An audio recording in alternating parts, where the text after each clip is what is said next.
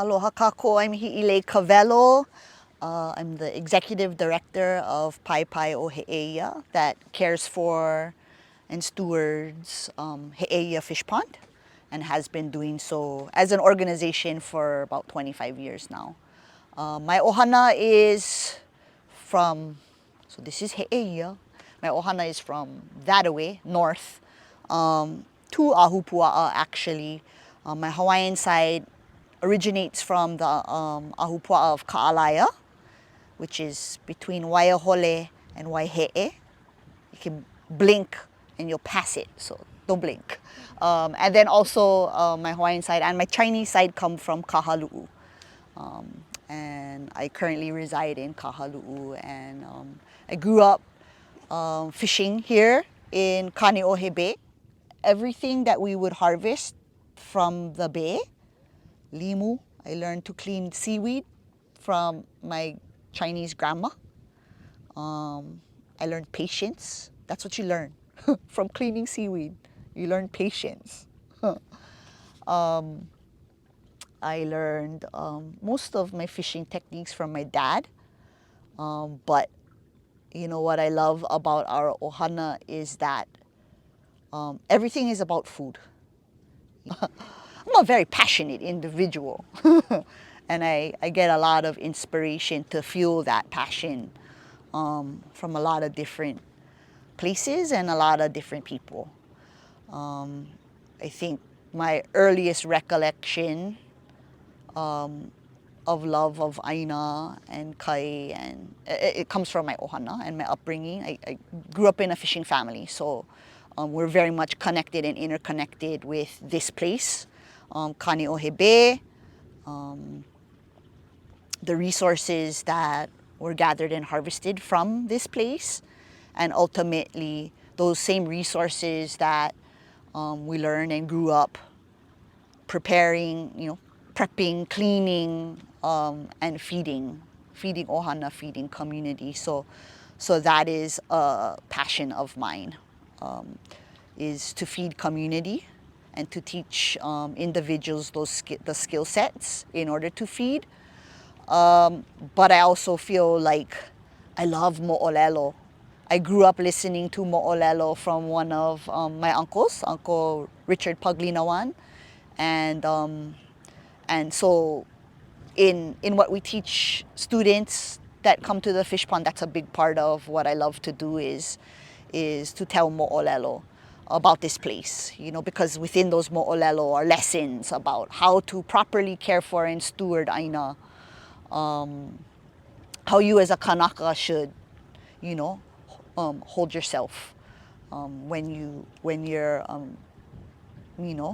given the responsibility of caring for aina and caring for an ohana and your community.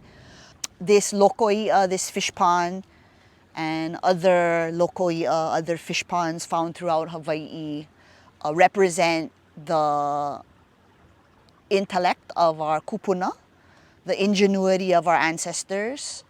This pond's 800 years old.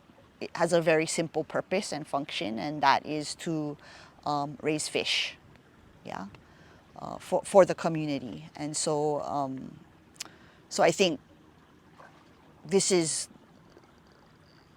I think this is what a lot of us need in the world today. Is we need to look to that ingenuity of our kūpuna to answer and potentially solve some current day, present day challenges, such as climate change, climate resiliency, and kind of learning how to adapt to those changes, because this fish pond has been adapting for 800 years.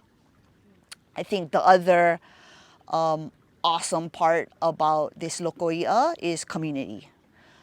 This lokoia was built to feed community, and so in our restoration efforts, 25 years or so, that's been something that our organization has really tried to put forward. That is putting community first and involving community in the restoration and learning that comes from this loko i'a, because we're not going to be here forever. When we're gone, the next gen needs to take over. Potentially the next organization needs to learn how to care for and steward this loko i'a.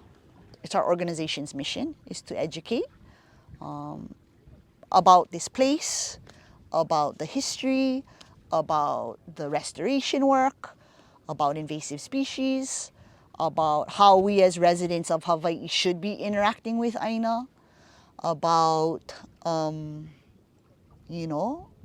what positive outcomes come from active stewardship and from Aloha Aina.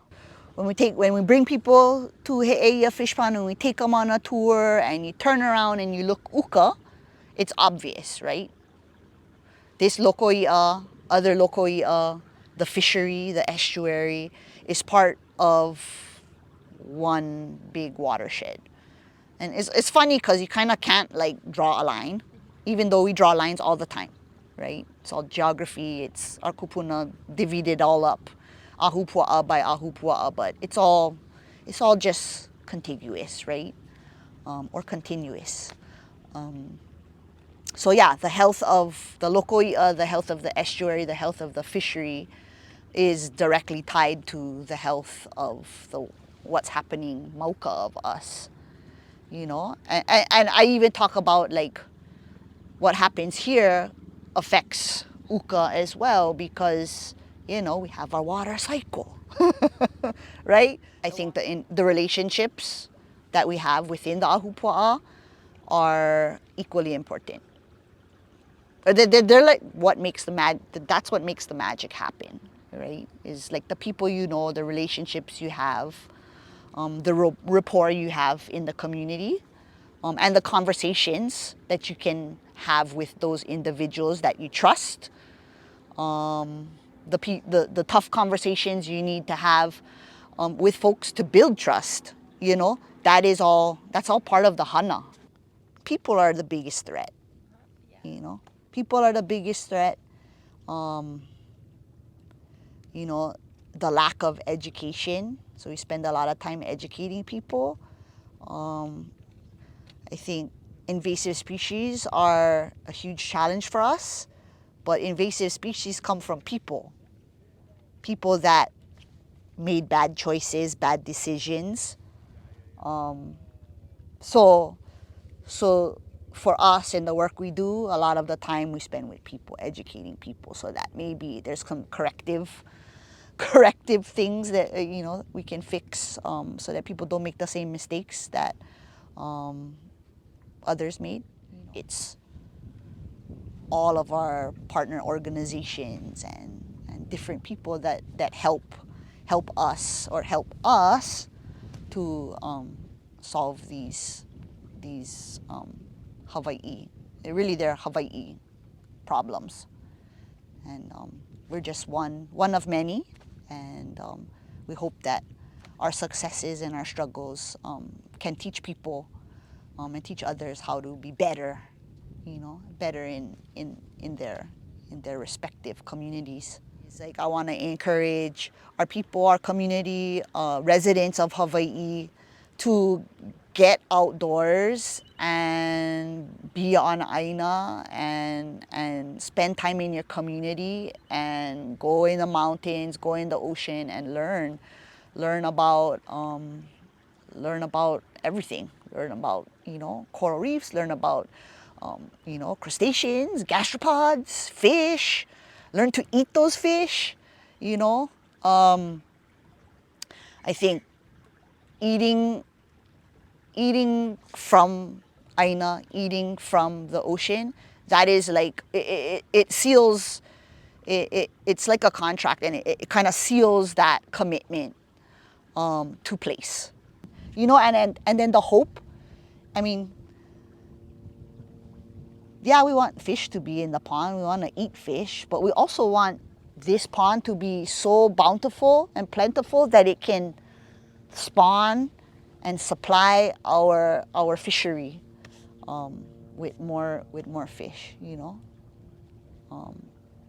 Yeah, it's not about it's not about just this. It's about everything else. The best day for me is Saturday when I'm the lunch lady. Oh. I choose to uh, cook our community workday lunches. And everybody loves the lunch lady. You know what I mean? But that's been something that we do in our community workdays is because people are giving of themselves, um, you know, 4 hours on a Saturday.